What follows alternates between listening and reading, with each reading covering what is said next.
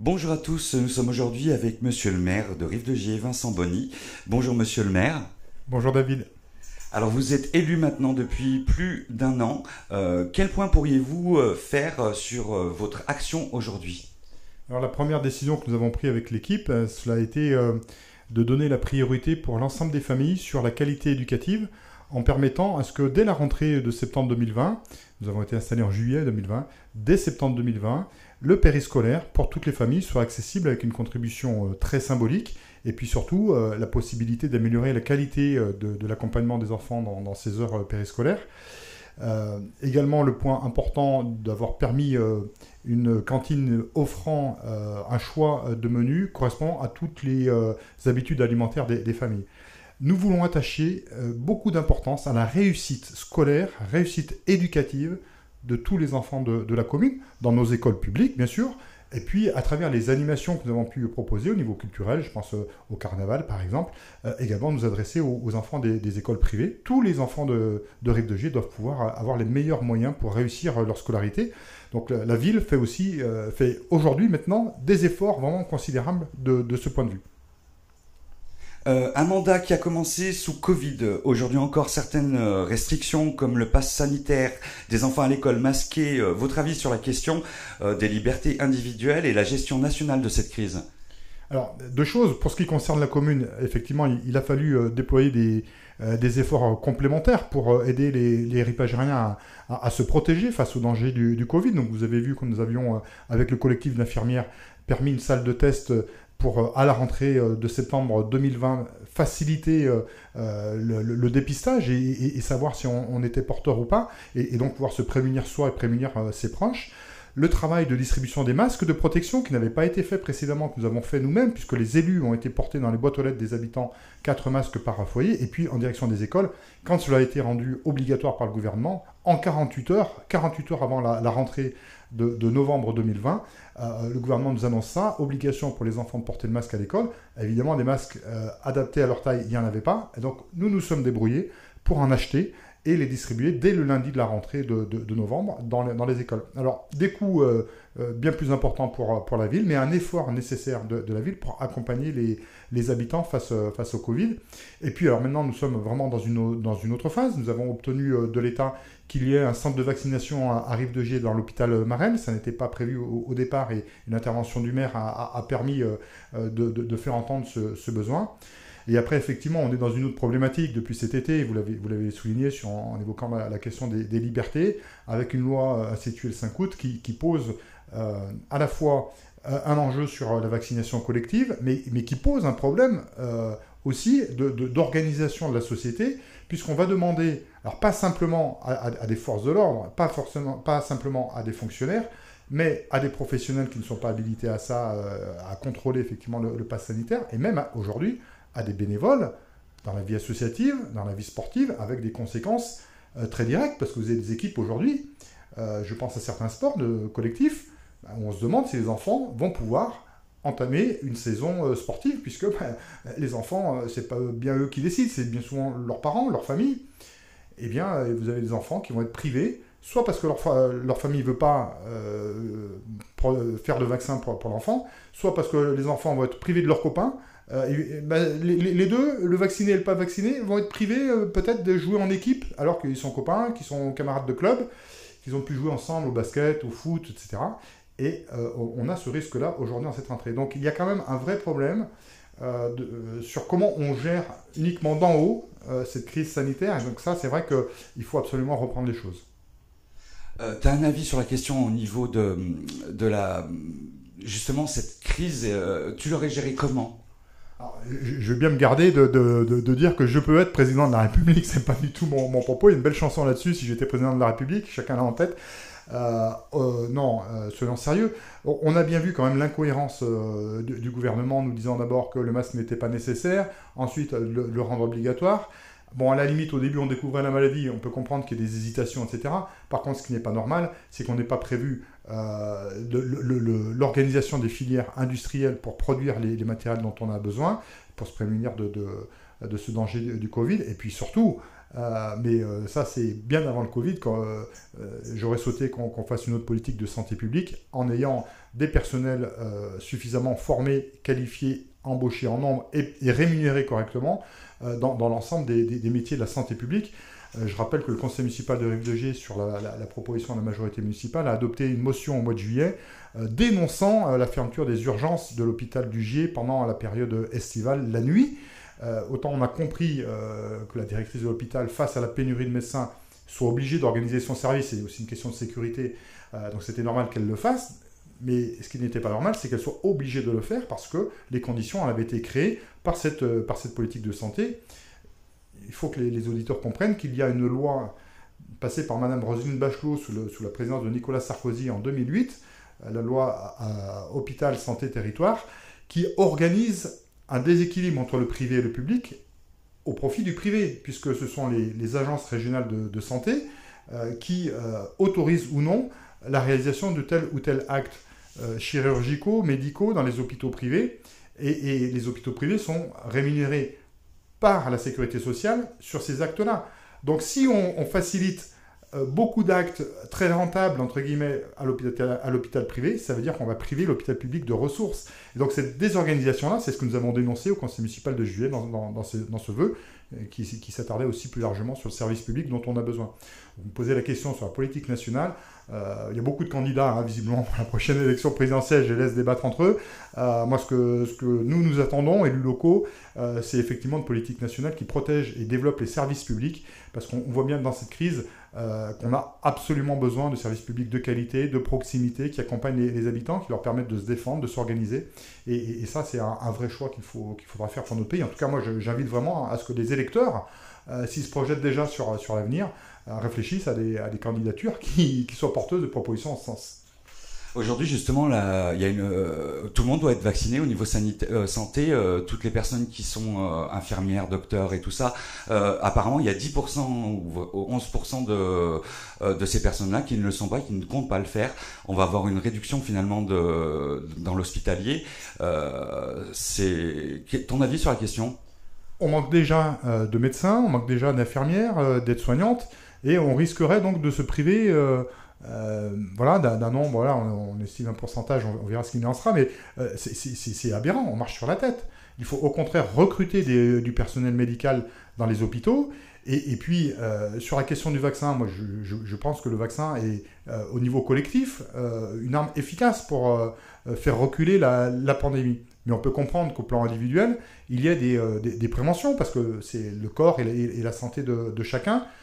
Alors, soit on a le courage, du point de vue du gouvernement, de dire c'est comme ça, le vaccin, c'est comme ça, il faut le faire, et donc on vous le rend obligatoire pour tout le monde, comme on le fait pour les enfants, à la naissance, pour un certain nombre de maladies. Soit, effectivement, on dit c'est la liberté de chacun de se vacciner, mais à ce moment-là, on ne peut pas aller, avec ce pass sanitaire, jusqu'à exclure du travail des salariés qui, quand ils sont rentrés au travail, ont signé un contrat de travail qui ne prévoyait pas cela. Voilà, donc il y a une rupture d'égalité entre salariés, et il me semble que les travailleurs doivent pouvoir faire entendre leurs droits. Ils doivent évidemment comprendre aussi les conditions d'exercice de leur travail et comprendre qu'il y a des gestes barrières à respecter, etc. Mais je pense que les soignants sont assez bien placés pour le comprendre, et que depuis le début de la pandémie, ils le font. Et ils ont fait un travail admirable depuis le début. On était très nombreux à les applaudir pendant le premier confinement. On avait que ça à faire, on était confinés chez nous. Mais il y avait ce geste-là qui était quand même sympa, solidaire. J'aimerais qu'on garde bien à l'esprit le dévouement des personnels hospitaliers. Et j'aimerais qu'on comprenne aussi qu'il y a quelques personnes pour qui, individuellement, le fait de se vacciner, ça pose un certain nombre de questions, pas simplement d'inquiétude, mais aussi des problèmes de conscience individuelle. Et donc, je crois qu'on mérite, on gagne toujours à débattre et à travailler à convaincre plutôt qu'à ordonner. Aujourd'hui, justement, on reste dans la santé. Il manque toujours des médecins à Rive-de-Gier. On a toujours du mal à en trouver. On avait justement des médecins qui devaient monter un groupement. Ça en est où ? Alors, j'ai des bonnes nouvelles à vous annoncer sur ce sujet, puisque donc le projet de maison de santé dans l'ancienne école Pasteur, nous avons signé le compromis de vente, il y a maintenant 6 mois. Et le permis de construire est en train d'être instruit de manière à ce qu'on puisse finaliser la vente. Et j'espère qu'au début de l'année 2022, nous aurons effectivement une date d'ouverture de cette maison médicale avec l'arrivée donc de 2 jeunes médecins en plus et peut-être d'autres professionnels de santé. Alors on ne sera pas au bout, hein. Quand on aura ça, quand on aura cette initiative privée, c'est pas une initiative mairie, c'est une initiative privée, mais que la mairie évidemment accompagne, soutient et favorise, on n'est pas au bout et donc on est en travail pour rechercher l'implantation dans les années qui viendront.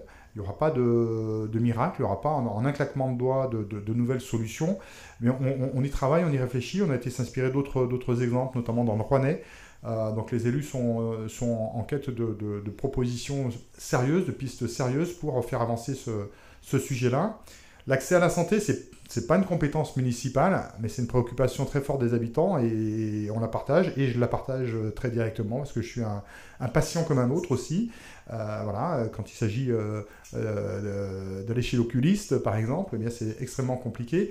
On a la médecine générale, hein, où effectivement là, il y a une tension, hein, on le sait, sur l'accès à des médecins généralistes, mais il y a aussi tout ce que j'appelle, moi, les spécialistes du quotidien, gynécologues, ophtalmo.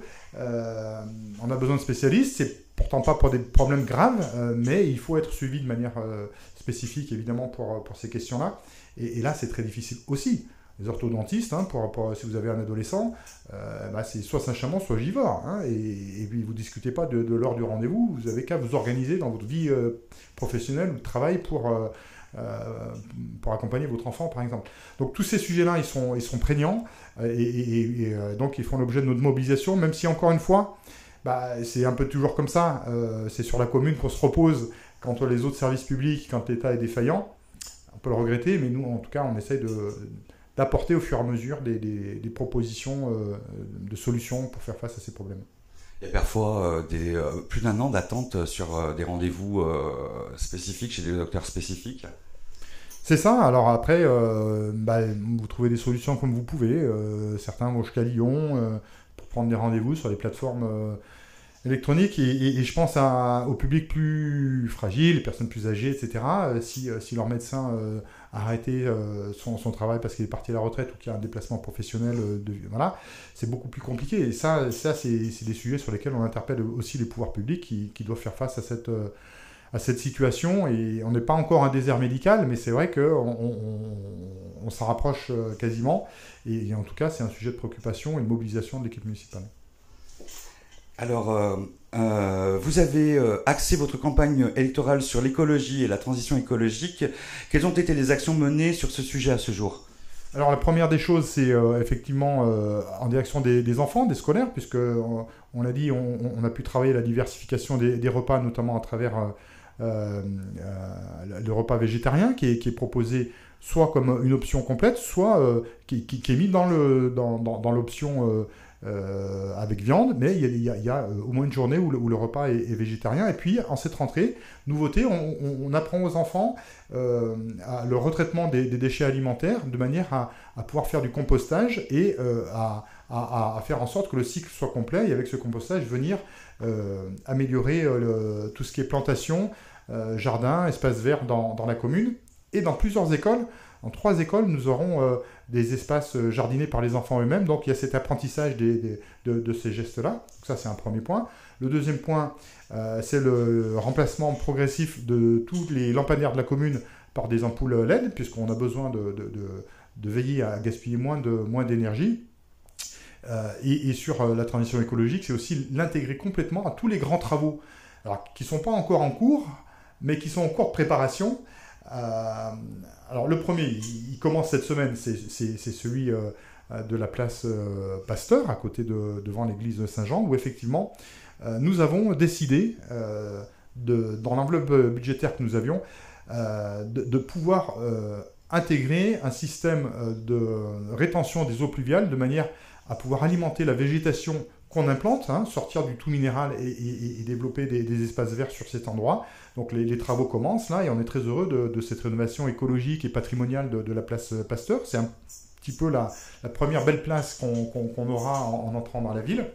Et puis on conduit des études qui doivent nous être rendues là très prochainement pour pouvoir rénover la salle des fêtes Jean d'Asté et le nouveau conservatoire qui sera implanté dans l'ancienne école Victor Hugo, avec des réseaux de chaleur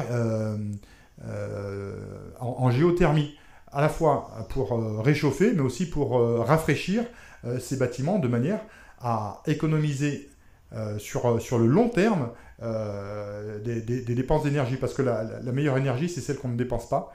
Et donc, il faut trouver des solutions par rapport à ça. Donc, on a cet ensemble-là d'initiatives. Et plus anecdotique, la voiture diesel qu'avait le maire pour ses besoins a été complètement remplacée par une voiture électrique qui permet de faire face à ses fonctions dans des petits déplacements dans Rive-de-Gier puis jusqu'à Saint-Étienne Métropole quand il y a besoin d'aller en réunion, en préfecture ou dans les différentes instances partenariales. Bon, ça c'est plutôt anecdotique bien sûr, mais c'est aussi cette volonté de promouvoir des modes alternatifs sur l'énergie. Alors on va passer à un autre sujet. Beaucoup de ripagériens se plaignent de la circulation, de la dangerosité de certains automobilistes et de la circulation importante de poids lourds au cœur même de la ville. Quelles mesures pourriez-vous proposer aux ripagériens et ripagériennes ? C'est un vrai sujet, la sécurité routière dans la commune. On a eu notamment l'année précédente 2 accidents qui auraient pu être mortels. Ils ont été graves déjà et c'est suffisamment important pour qu'on s'y penche complètement. On se plaint beaucoup, et je l'entends et je reconnais pleinement de la vitesse d'un certain nombre d'automobilistes.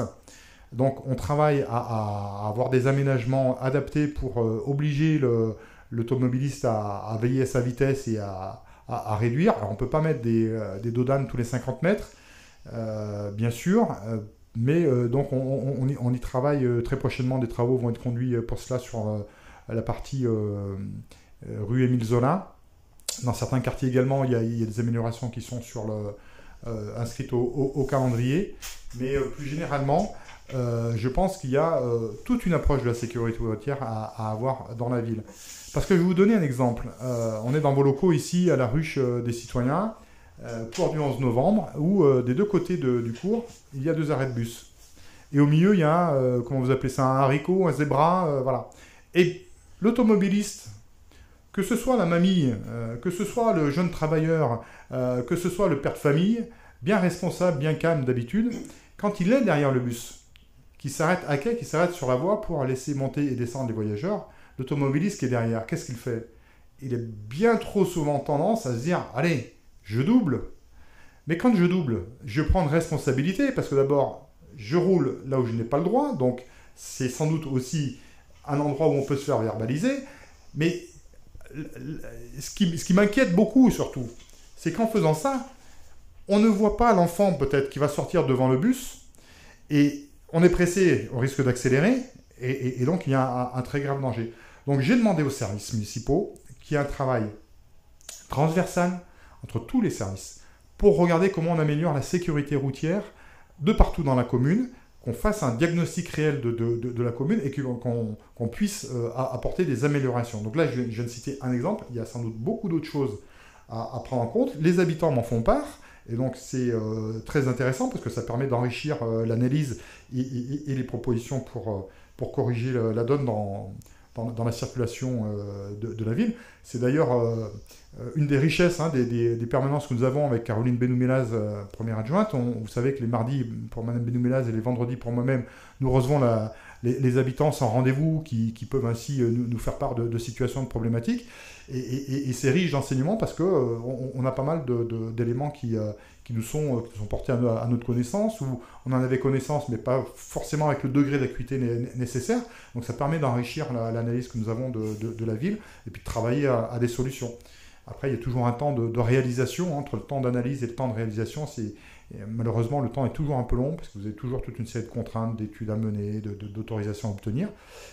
Mais ça ne nous décourage absolument pas, au contraire, ça nous motive à lever ces obstacles et à essayer d'aller plus vite dans la réalisation des travaux. Lors de votre campagne, vous avez dit que vous développeriez l'information sur les droits sociaux de chacun et que vous agiriez contre les logements indignes. Rive FM en ce moment mène actuellement une enquête justement sur les marchands de sommeil et l'insalubrité du parc locatif. Au cours de cette enquête, un nombre de ripagériens nous ont ouvert leurs portes pour nous faire part de leurs conditions de vie. Que pouvez-vous prendre entendre comme réponse en tant qu'administré? Bien sûr, c'est un sujet que nous avions identifié de longue date, la vétusté des logements privés, notamment dans le centre-ville, pas seulement, mais particulièrement dans le centre-ville. Donc plusieurs éléments. Là aussi, dans les permanences sans rendez-vous avec le maire, c'est les premiers sujets qui ont été évoqués, c'était cela, hein, des gens qui étaient vraiment en grande souffrance, des femmes seules, quelquefois, des familles monoparentales avec des mamans qui élèvent leurs enfants toutes seules et qui se retrouvent placées dans des conditions de vie indignes. Donc nous avons un groupe de lutte contre l'habitat indigne qui est mobilisé, qui est au travail. Nous avons, dans le cadre de la rénovation urbaine du centre-ville, un certain nombre d'opérations qui sont ciblées, avec à la fois, il y a deux opérations. Il y a une opération où on vient aider les propriétaires qui sont volontaires, avec l'ensemble des partenaires, avec des taux de subventionnement des travaux qui peuvent aller à 70-80% du coût des travaux. Donc c'est quand même une aide réelle et conséquente qui est apportée là par la ville et ses partenaires. Et puis un deuxième programme où il n'y a pas de discussion, où c'est obligation. Obligation, alors on discute, on n'est pas non plus des caporals-chefs, c'est pas ça le propos, mais obligation de rénover son bâtiment. Et là aussi, quand on dit obligation, on apporte le même niveau d'aide, hein, de subventionnement sur les travaux, mais on ne laissera pas le choix, il faudra que le propriétaire s'engage dans cette démarche-là. Et puis s'il faut accompagner pour trouver les solutions sur les 20-30% restants, évidemment, le dialogue est là pour y arriver. Donc il y a absolument besoin de rehausser le niveau d'un certain nombre de logements, c'est indigne. Et en ce sens, le logement social répond à cette question. Hein. Quelquefois, on décrit, nos adversaires précédents décriaient le logement social. Et bien pour nous, au contraire, c'est une réponse moderne, le logement social. Parce que dans le logement social, c'est justement la capacité pour les foyers, quelles que soient leurs conditions d'âge, d'expérience dans la vie, de nombre d'enfants ou de personnes isolées, d'avoir accès à un logement qui corresponde à son foyer et qui corresponde à un niveau de vie que les personnes peuvent avoir. Donc on est aussi favorable à ce qu'il y ait du logement social, y compris en centre-ville, voilà, pour répondre à l'amélioration des conditions de logement des personnes. Et on y travaille avec les partenaires et des opérations en cours. Là encore, ça prend un temps phénoménal que les habitants n'en ont pas conscience. Puis je ne leur demande pas de devenir les spécialistes de toutes les opérations immobilières, bien sûr. C'est notre responsabilité à nous de faire hâter tous ces processus. Mais pour nous, c'est effectivement important de veiller à la qualité du logement pour les uns et les autres. Alors, des départs ont eu lieu au sein de votre équipe. Comment l'expliquer? Vous avez retiré la délégation à votre adjoint, M. Valente, pour ses critiques sur l'action de la municipalité. N'aurait-il pas été préférable de vous entendre et collaborer à ces actions? Alors, on va préciser les choses. Effectivement, j'ai été amené avec l'équipe municipale à prendre une décision difficile, une décision qui s'imposait malheureusement, de retrait de délégation à un adjoint, M. Valente, Jean-Louis Valente, avec qui effectivement les choses en étaient arrivées à ce point-là. C'est pas simplement les critiques publiques émises sur l'action collective décidée ensemble qui ont justifié cela. C'est pas un désaccord politique entre Jean-Louis Valente et moi. C'est cela. C'est d'une part des critiques contre l'ensemble de l'action municipale quand on est dans une équipe. C'est quand même compliqué de la critiquer à l'extérieur. On débat à l'intérieur, mais on ne critique pas à l'extérieur. Mais il y a deux autres raisons fondamentales, et ça lui a été indiqué, expliqué. Je ne sais pas si ça a été entendu, mais en tout cas, je veux bien les redonner. La deuxième raison, c'est donc une confusion entre un rôle associatif sans doute louable, forcément louable, et le rôle d'élu, avec des prises d'initiative qui sortent du cadre réglementaire. Alors, on peut faire les choses sans savoir finalement qu'il y avait un cadre réglementaire, bien sûr. Donc, il n'y a pas de problème quand c'est une fois, quand c'est deux fois. Mais quand ça vous a été expliqué, quand ça vous a été démontré, quand ça vous a été rappelé, au bout de plusieurs reprises, ça veut dire qu'à un moment donné, l'élu s'affranchit de sa responsabilité, s'affranchit du cadre réglementaire. Et donc, ça n'est pas possible. Être élu, c'est une responsabilité publique. Donc on ne peut pas avoir la confusion entre le rôle de l'élu et le rôle associatif en méprisant finalement les conditions d'exercice de telle ou telle prise d'initiative dans l'espace public. La sécurité des biens et des personnes dans l'espace public, c'est une des choses qui appartient au maire. Et quand le maire vous dit qu'il faut respecter la réglementation et que vous ne l'écoutez manifestement pas, au bout de plusieurs mois, pas au bout de plusieurs semaines, pas au bout de plusieurs jours, au bout de plusieurs mois, que ça a été rappelé, que ça a été expliqué, que ça a été démontré. Et à ce moment-là, quand vous voyez que votre élu n'écoute pas, vous dites, mais il a délégation de votre part. Et il s'affranchit consciemment des règles qui s'appliquent à tout le monde.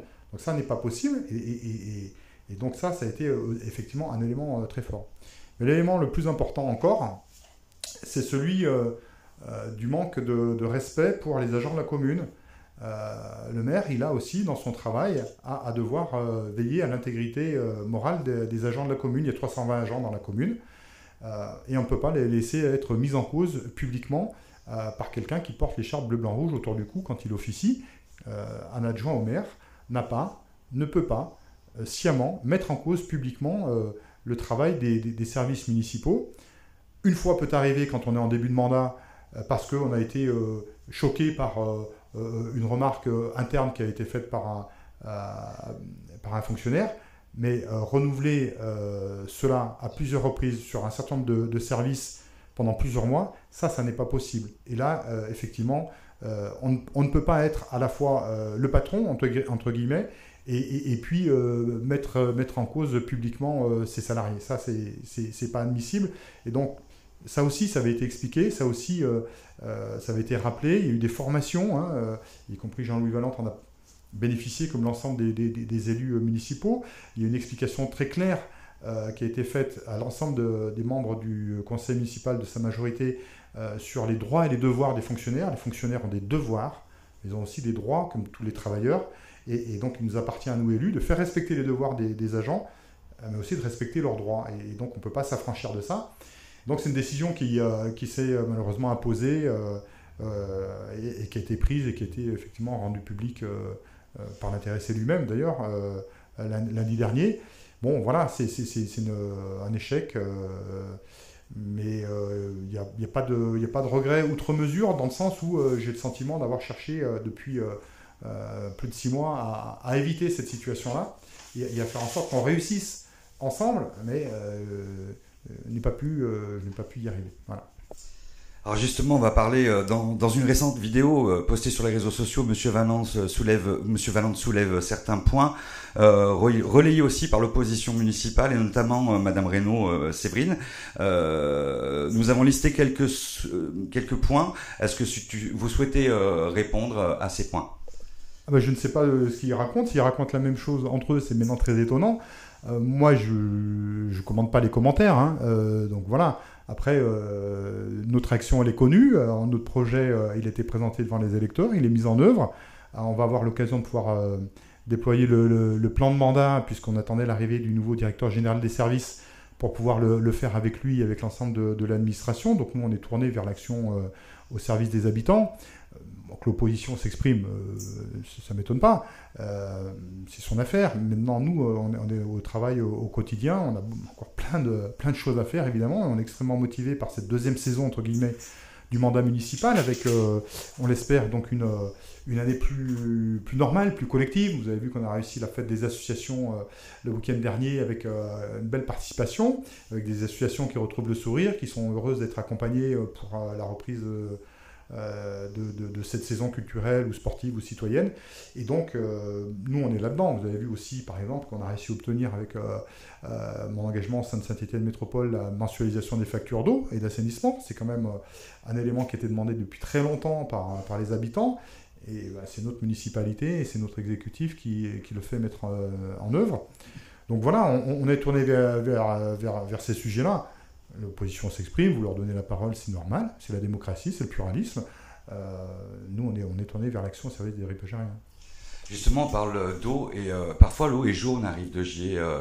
Comment faire? Est-ce qu'elle est potable? Est-ce qu'elle est surveillée? L'eau est très surveillée, c'est le rôle de l'agence régionale de santé. Malheureusement, vous savez dans quel état nous avons trouvé le service de l'eau. Vous savez dans quel état la majorité municipale précédente a mis le service de l'eau. C'était un service municipal public qui, jusque dans la fin des années 2010, était d'excellente qualité. On avait l'eau au mètre cube la moins chère de tout le territoire et elle était d'excellente qualité. Et puis, C'est comme ça. L'équipe précédente a décidé de renouveler la station de traitement de l'eau, n'a pas su maîtriser cette technologie qui lui a été vendue comme pionnière. Elle était tellement pionnière qu'elle n'a jamais marché. Il y a eu des surcoûts insurmontables. Un déficit s'est créé dans le budget annexe du service de l'eau municipal. Et puis, il est arrivé ce qui est arrivé. Les techniciens, les ingénieurs, et je pense à la dernière ingénieure, c'est une jeune femme vraiment compétente, Madame Fichang, est partie parce qu'elle voyait bien la situation que créaient les élus. Et derrière, on a confié ce service à des gens qui n'étaient pas assez qualifiés, pour certains, pour une personne qui a été dans la prévarication. Et vous vous souvenez de cette affaire où, avec mes collègues à l'époque élus dans l'opposition, nous nous sommes battus pour avoir nos factures d'eau. Madame Benoumelaz, par exemple, première adjointe aujourd'hui, qui était à l'époque élue d'opposition, qui s'est battue pour dire « Je veux ma facture d'eau, j'habite en centre-ville, je n'ai pas ma facture d'eau. Comment ça se fait-il » Et donc, le service municipal de l'eau a été saccagé, à tel point que quand la compétence a été transférée à Saint-Étienne Métropole en vertu des lois qui ont créé ces organismes intercommunaux, eh bien, à Métropole, on a pris peur. Les responsables techniques gérant les services de l'eau à Métropole ont pris peur quand ils ont vu la réalité de Rive de Gier. Jean-Claude Charvin souhaitait faire une délégation de service public. Ce n'était même pas possible parce qu'aucune société privée n'aurait pu faire de bénéfices sur le service de l'eau, tellement il était mal en point, en déficit et en situation catastrophique. Donc ce qui s'est passé, c'est que n'ayant pas les ressources techniques internes, les ressources humaines internes suffisantes pour pouvoir récupérer la qualité du service de l'eau de Rive de Gier, Saint-Étienne Métropole, avec l'appui et l'accord de Jean-Claude Charvin, a fait une prestation de service, c'est-à-dire a confié la gestion du service de l'eau de Rive de Gier à une société privée, en l'occurrence la Stéphanoise des Eaux. Et donc c'est cette société-là qui doit rendre des comptes sur la gestion maintenant de la qualité de l'eau. Elle est surveillée par l'ARS, c'est l'ARS, l'autorité régionale de santé, qui surveille cela. Et effectivement, nous avons l'information qu'à certaines périodes, notamment quand il y a les vidanges des réservoirs, on a de l'eau d'apparence jaune, quelquefois sur l'évier, donc ce qui est vraiment problématique. Pour l'instant, dans tous les éléments d'analyse que j'ai demandé à avoir, on n'a pas de dépassement et de toxicité de l'eau. Pour autant, ça reste inquiétant et on a demandé à avoir des contrôles beaucoup plus réguliers sur ce sujet-là, de manière à rassurer les habitants. Voilà. Est-ce qu'on ne pourrait pas être mis au courant quand justement il nettoie le système et qu'on utilise moins l'eau finalement ou qu'on fasse attention ? C'est ce qu'on demande. C'est ce que les élus municipaux aujourd'hui et le maire demandent à la société qui répond à Saint-Étienne Métropole, qui ne répond pas au maire. Alors, tout ce travail-là, il n'avait pas été fait, donc il est conduit, mais ce qu'il faut avoir en tête, c'est qu'il n'y a plus de fonctionnaire municipal à Rive de Gier qui suit l'eau, qui suit le service de l'eau, puisqu'ils ont été tous transférés à Saint-Étienne Métropole. Donc ça a créé un éloignement et ça crée une difficulté. Et qui essaie de compenser cette difficulté, cet éloignement ? Ce sont les élus municipaux qui doivent aussi faire ce travail-là, ce lien-là. Donc on s'y emploie. On a gagné sur une chose, c'est sur la mensualisation des factures. Donc ça, c'est un premier pas. Et il reste à gagner une information beaucoup plus fluide et une proximité beaucoup plus grande dans la gestion de ce service qui repose sur deux acteurs qui sont éloignés de Rive de Gier, les services centraux de Saint-Étienne Métropole et la société privée qui a été missionnée pour faire les travaux. On va parler de la taxe foncière. Apparemment, il y aurait une augmentation ou pas ? Alors, il y a une réforme. Vous le savez, Emmanuel Macron a décidé d'une réforme. Il a supprimé la taxe d'habitation et il a mis sur la part municipale la part départementale. Ce qui fait que, et ça se met en place en cette rentrée. Donc les gens sont en train de recevoir leur avis d'imposition et ils voient la part municipale augmenter, bondir. Oui, mais ce n'est pas la municipalité de Rive de Gier qui en a décidé, qu'elle soit de gauche, de droite, blanche, rouge, verte, ça aurait été la même chose. Il faut bien lire sa feuille de 2020 et sa feuille de 2021. Sur votre feuille de 2020, vous avez la part de taxe d'habitation, pardon, de taxe foncière, je fais l'erreur, la part de taxe foncière départementale qui est à côté de celle de la taxe foncière municipale. Et en 2021, les deux lignes ont fondu, mais elles ont fondu sur la ligne municipale. Et donc la ligne municipale apparaît comme bien plus forte, et c'est la réalité dans le chiffre, mais la part départementale a disparu. Donc j'invite chaque contribuable à bien regarder cela. Et puis il y a un effet, par contre aussi indépendant de la volonté de la majorité municipale actuelle de la ville de Rive-de-Gier. C'est que, alors je vais être un peu technique, mais puisque vous me posez la question, il faut que je vous réponde précisément. Nous sommes partie prenante Rive-de-Gier de 2 syndicats intercommunaux. Le syndicat intercommunal des Pays du Gier, le SIPG, et le CITIV, le syndicat intercommunal pour les technologies de l'information et des villes. Ces 2 syndicats, jusqu'au début des années 2000, nous payions, la ville de Rive-de-Gier, une contribution, une cotisation pour que le syndicat ait les moyens, par exemple, pour le Pays du Gier, de faire fonctionner la piscine intercommunale, ou le relais des médiathèques, ou encore le relais des assistantes maternelles. Et pour le CITIV, eh bien, pour tout ce qui est l'informatisation des communes. Ces cotisations que nous payions depuis le budget général, notre prédécesseur, Jean-Claude Charmin, a décidé de les fiscaliser. C'est-à-dire que si, admettons que ça valait 10 000 euros, ces cotisations, au lieu que ce soit la ville qui les paye avec son budget, eh bien, ces 10 000 euros sont répartis sur les contribuables. Donc, depuis le début des années 2000, les ripagériens payent directement, en vertu de la décision de Jean-Claude Charmin, les syndicats intercommunaux auxquels participe Rive-de-Gier. Mais la décision d'Emmanuel Macron de supprimer la taxe d'habitation fait qu'il n'y a plus que les propriétaires, ceux qui payent la taxe foncière, sur qui repose finalement la contribution au syndicat. Avant, il y avait, disons, 100 personnes qui pouvaient payer l'ensemble des 10 000 euros. Mais aujourd'hui, il n'y en a plus que 20 personnes qui payent les mêmes 10 000 euros. Et donc ça, c'est une question sur laquelle nous avons longuement, à plusieurs reprises, interpellé l'État en disant « Vous avez pris une réforme, c'est pas notre avis, c'est pas notre choix, c'est le vôtre, c'est votre responsabilité. Est-ce que vous avez vu la conséquence que ça va avoir pour les communes qui, comme nous, ont depuis longtemps fiscalisé la contribution aux syndicats intercommunaux, puisque nous n'avons même plus le droit, nous, de défiscaliser ces contributions aux syndicats intercommunaux et de revenir au fait que ce soit le budget général de la ville qui paye ces cotisations. On n'a même plus cette possibilité-là.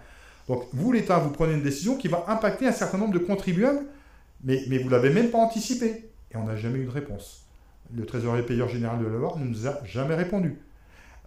Et ça, c'est vraiment une difficulté qui est devant nous, parce qu'effectivement, c'est pas normal que l'effort collectif il repose que sur quelques-uns. Il y a une injustice qui se crée, et je trouve que ce n'est pas normal. Et donc ça, c'est effectivement une réalité. Mais j'invite quand même bien chaque contribuable à bien regarder sa feuille d'imposition de 2020 et celle de 2021 pour bien faire la différence et voir effectivement ce qu'il payait pour le département. Aujourd'hui, il le paye pour la commune. Et ça s'explique cela, je vais être encore un peu technique, parce qu'en supprimant la taxe d'habitation, les contribuables, ils ont eu un impôt qui a baissé. Mais la commune qui percevait la taxe d'habitation, eh ben, elle a une recette en moins. Alors l'État, pour dire que les communes ne perdaient rien, a décidé de prendre la recette de l'imposition fiscale de la taxe d'habitation du département pour la donner aux communes. Voilà. Et il a complété le département autrement. Donc il y a eu tout ce jeu un peu de bonneteau, hein. On a le sentiment qu'on manipule les chiffres, les lignes d'imposition comme ça sans expliquer aux habitants. Et effectivement, ça leur tombe dans leur feuille d'imposition en cette rentrée sans trop de compréhension, sans trop d'explication. Et je vous remercie pour cette question, parce que c'est vrai qu'elle est légitime, cette question, et qu'elle mérite ces explications. Et en tout cas, ça souligne aussi notre opposition à la politique fiscale que mène ce gouvernement, qu'il a décidé tout seul, et qui s'applique injustement sur donc, les habitants de Rive-de-Gier. Un renouvellement complet de la police municipale, comment envisagez-vous leur mission ? Alors dès le départ, hein, nous avons effectivement souhaité que notre police municipale soit vraiment tournée vers la prévention, vers le dialogue, vers le respect de tous les usagers de l'espace public. Et nous sommes très heureux d'avoir effectivement pu modifier le cadre d'intervention de la police municipale. Alors d'abord avec des horaires élargis, puisque avec le même nombre de personnel, on a beaucoup plus de présence en termes de durée sur l'espace public. Avant, le service de police municipale commençait le mardi matin et terminait le vendredi soir. Aujourd'hui, il travaille le vendredi soir, il travaille le samedi toute la journée et le soir. Et puis nous avons développé la formation des agents, nous avons modernisé leurs équipements, Et nous souhaitons effectivement que le service de police municipale, aujourd'hui conduit différemment par un nouveau responsable avec de nouveaux effectifs, soit un service de police municipale qui aille au dialogue et intervienne à bon escient. Il faut faire cesser un certain nombre de troubles quand dans le voisinage on peut être mis en difficulté par telle ou telle attitude de tel ou tel groupe, bien sûr. Mais ça se fait aussi dans le dialogue et dans le respect. Je veux dire, c'est pas normal d'arriver et de crier sur les gens. C'est pas normal de s'en prendre à des gens qui n'ont rien fait. Et donc, le service de police municipale sous la houlette de Rida Guichard, mon élu à la sécurité, a entrepris cette nouvelle démarche. Et je trouve qu'on a des premiers résultats plus positifs, même si la sécurité reste un défi très important. Et reste aussi, moi je veux le dire très clairement, la sécurité, ça reste l'apanage de l'État.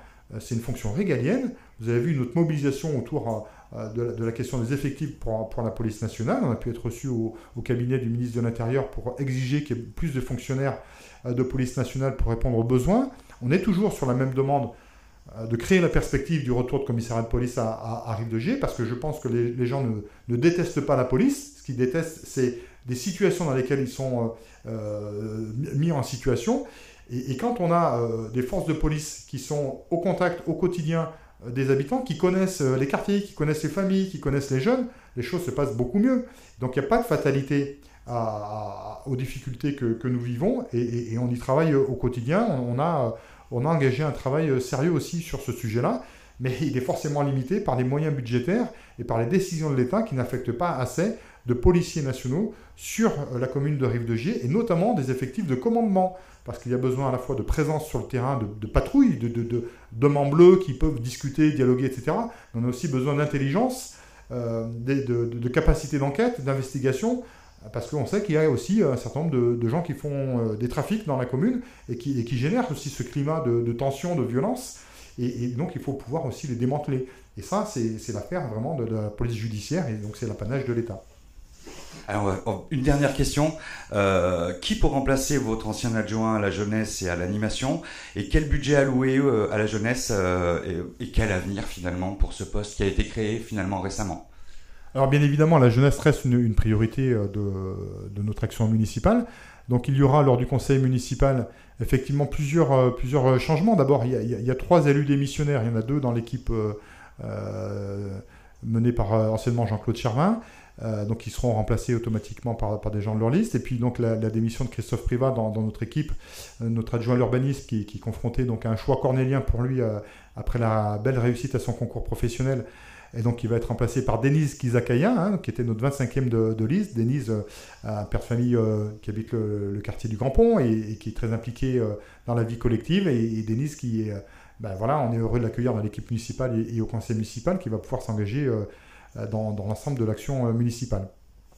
Donc on a 2 adjoints finalement à remplacer au vu de cette rentrée, et je vous donne rendez-vous au conseil municipal pour vous donner les informations liées à cela, parce qu'il y a encore des éléments à échanger, à discuter au sein de l'équipe municipale, mais il y a beaucoup de ressources dans l'équipe, et donc on va pouvoir mener à bien toutes nos tâches, et je vous confirme bien qu'il y aura toujours un poste d'adjoint dédié à la jeunesse, comme il y en a eu un depuis le début.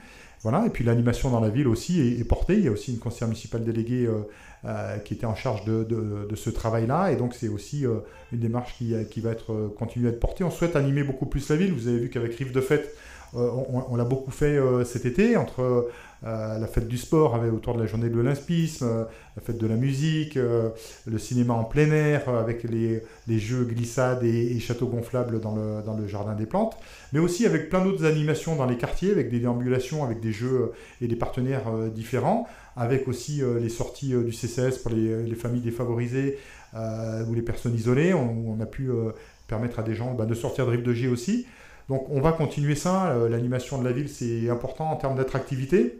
C'est important pour le bien-être ensemble, pour le bien vivre, et ça fait partie effectivement de l'ADN de l'équipe municipale. On veut beaucoup plus animer la ville. C'est vrai qu'on a été limité avec toutes les restrictions liées au Covid, et au fur et à mesure que celles-ci vont pouvoir se lever, on aura un niveau d'animation qui va continuer à se développer. Et puis il faut aussi faciliter la tâche à la vie associative pour le faire. Il y a ce dimanche par exemple l'Union des commerçants qui organise un déballage sur la place de l'hôtel de ville. Donc on les accompagne. Vous avez la RRH qui organise aussi l'association ripagérienne de recherche historique une déambulation pour mieux découvrir le patrimoine historique de la commune, c'est samedi matin.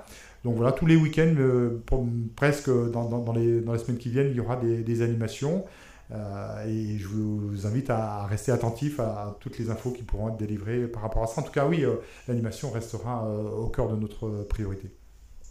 Eh ben, merci, monsieur le maire, de cet entretien, et j'espère qu'on vous verra souvent donc, à Rive FM pour parler de l'avenir de Rive de Gier.